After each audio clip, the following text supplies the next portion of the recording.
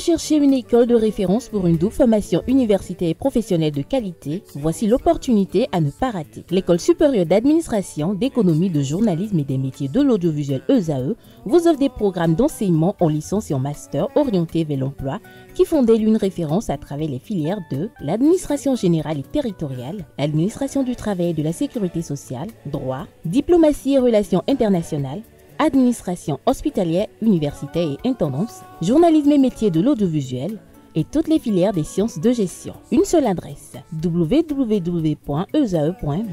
Rendez-vous dès maintenant sur nos campus ESAE Bedjromende au numéro 90 93 65 21 ou au numéro 98 98 14 00. Paracourt sur le numéro 52 46 12 12.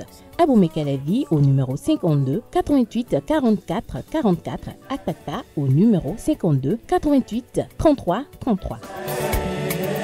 ESAE, l'excellence à un nom. Le bulletin matinal d'information avec Komlan Quentin Amoussou. Bonjour. Bonjour Kader. Merci d'être là ce matin. Bonjour à vous Diane Kouagou. Bonjour. Merci d'être là également pour l'actualité sportive. On démarre ce bulletin matinal d'information avec la prestation de serment de 44 nouveaux magistrats à la Cour d'appel de Cotonou ce jeudi. Mesdames et messieurs, bonjour. La salle Elisabeth Pognon de la Cour d'appel de Cotonou a servi de cadre à la cérémonie de prestation de serment de 44 nouveaux magistrats. C'était dans la matinée de ce jeudi 24 juillet. Reportage. Bienvenue, je le jure. Allez Kemal Ebi, je le jure, vous renvoie dans vos juridictions et structures. Ces 44 nouveaux magistrats ont juré de bien et fidèlement remplir leurs fonctions, de les exercer en toute impartialité dans le respect de la Constitution et des lois. Une cérémonie de prestation officielle de serment au cours de laquelle il a été rappelé aux récipiendaires l'importance de leurs fonctions. Votre fonction consacre l'engagement au service de la justice et de la République. La magistrature incarne les valeurs fondamentales: indépendance, impartialité, intégrité et conscience professionnelle. Chers récipiendaires, par vos serments, vous affirmez solennellement votre attachement à ces valeurs cardinales, celles qui assurent l'équilibre et la crédibilité de notre système judiciaire.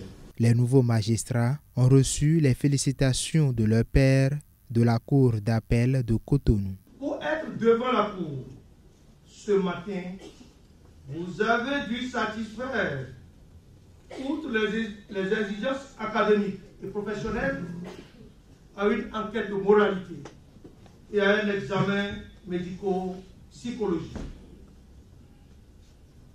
Vous avez eu un parcours académique et professionnel riche et exemplaire. Et je ne doute pas un seul instant que ce beau parcours soit un précieux viatique pour l'exercice de vos fonctions de magistrat. Au nom de la Cour et à mon nom personnel, je vous adresse mes sincères félicitations. Pour rappel, la prestation de serment de ces 44 nouveaux magistrats précède celle de 45 autres en janvier de l'an dernier. Ils ont pour rôle d'instruire des dossiers, de rendre des décisions de justice conformément aux prescriptions légales en vigueur au Bénin. Achat de biens et services au Bénin, la Direction générale des impôts rappelle l'obligation des factures normalisées sous peine d'amende. Effectivement, la Direction générale des impôts rappelle à tous les acteurs économiques du Bénin que l'exigence de la facture normalisée lors des achats de biens et services n'est pas facultative. Conformément à l'article 481 du Code général des impôts, toute infraction à cette règle expose les contrevenants à une amende de 1 million de francs CFA. Drame immobilier à Togben-Fandji, on en reparle. Et oui, on en reparle dans la nuit du mardi 22 juillet 2025. Un immeuble en construction à 3 niveaux s'est effondré à Togben-Fandji, provoquant ainsi l'émoi au sein des riverains. Un ouvrier resté prisonnier sous les décombres a été secouru par les sapeurs-pompiers et les techniciens conviés pour la circonstance. Une équipe de notre rédaction s'est rendue sur les lieux pour le constat. Le reportage. Nous sommes ici au quartier Togben-Fondji, dans l'arrondissement de Godomé, commune d'Abomey-Calavi. Ces déchets de chantier sont les restes d'un immeuble de 3 niveaux en construction qui s'est effondré dans la nuit du mardi 22 juillet aux environs de 22 heures. Un jeune homme ouvrier intervenant sur le chantier est resté sous les décombres jusqu'aux environs de 11 heures du lendemain matin où il a été extirpé par les sapeurs-pompiers alertés par la population. 22h30. 22h30, ouais. Nyen do te holi henu po won. Ma se nde on se gugu bon mo ablu do fine. Don de ablu do fine on. E pa cha mi bon ndo te bon na. Ntero jijewe ne gba ablu do mo. Mo di do chi o mo etage o gosi anga. Boro do wa we bo nyavi o kan we zumbo don no vi ton si an lo. No vi o din don podo etage oni wa come po bo yen wa ja kwa doji bo je o se ku etage hon ra gongbo meme mi wa me mi yi meme bon je mo do jiro so gbadanu ene bo nyavi o wa ro di dodo asila chinu o me he tu gbeta na do nu no mi tan bondo no vi to ro fini e do kan fide mi wa mele wa bo mi ekun eyiro sape pompier le ekun ko kaka e mo vio a bo mi me bi do firo unzen kaka ba i hon ayo hon boy wa yiro o melewa bo me realizo wale bo a hosu si mele de suwa fi boy do wa do nukun e kaka bo fi o wa do Marcel no fime Marcel do fime bo mi me bi se po won mi me bi bi akwa be do mi ni chihui bo no vi o wa mo aloton fofo o mo aloton boy wa kun kaka bo ade yan vi oton fi de yan vi oton de yo vraiment croire die. Une construction qui visiblement ne rassurait ni passants ni riverains.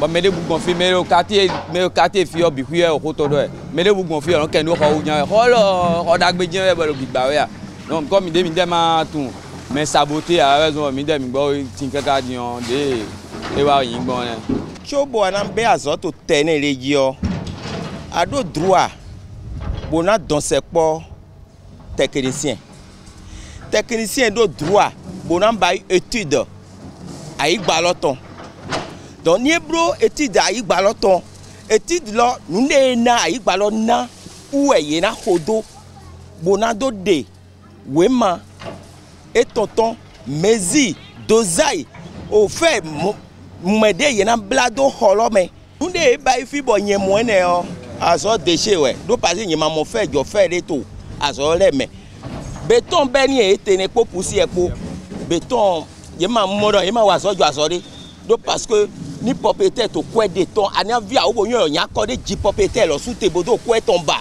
bo yin ka do ba ni do mo te mozanto so ou ezon bo de ko ton bodo to no ton ba ou ezon nous ne e ba yi frein dion yeze propriétaire do RM. À l'heure actuelle, le jeune homme ouvrier extirpé des décombres est en soins au Centre national hospitalier Hubert Manga de Cotonou. Ce drame de Togben-Fondji relance une fois de plus le débat sur la prolifération de chantiers non contrôlés et la qualité des constructions dans la commune d'Abomey-Calavi. La 7e édition du mois de la mode a été officiellement lancée ce mercredi. Depuis 6 ans, le mois de la mode s'est imposé au Bénin comme un rendez-vous incontournable réunissant passionnés, créateurs confirmés et jeunes talents. La 7e édition, lancée le 23 juillet par le ministre de la Culture et des Arts, Jean-Michel Abimbola, met l'accent sur la transmission de compétences à la nouvelle génération. Placée sous le thème Racines futures, cette édition 2025 se tient à Sofitel Cotonou, Marina Hotel, du 23 juillet au 26 juillet 2025. Hors de nos frontières, la Côte d'Ivoire dément tout abus après l'arrestation de Hugues Komlan Sousoupé. Et oui, la Côte d'Ivoire réagit après l'arrestation sur son territoire du journaliste béninois Hugues Komlan Sousoupé. Le 10 juillet dernier, le directeur de publication du média en ligne Olofofo a été interpellé puis extradé vers le Bénin. Et les autorités ivoiriennes affirment avoir respecté les procédures selon Abidjan. Il n'y a ni erreur ni illégalité. Une dernière actualité en France pour conclure. En France, le président de la République française Emmanuel Macron annonce sur son compte INS ce jeudi 24 juillet que la France va reconnaître l'État de Palestine en septembre prochain lors de l'Assemblée générale des Nations unies. La France deviendra ainsi la première nation ou alors puissance du G7 à prendre une telle initiative que le groupe Hamas a qualifiée d'étape positive, alors que le Premier ministre israélien Benjamin Netanyahou a fustigé une décision qui récompense la terreur. Merci pour cette très belle présentation du bulletin matinal d'information assez riche ce matin. Merci d'être resté collé à l'actualité. On passe à présent notamment à l'actualité sportive.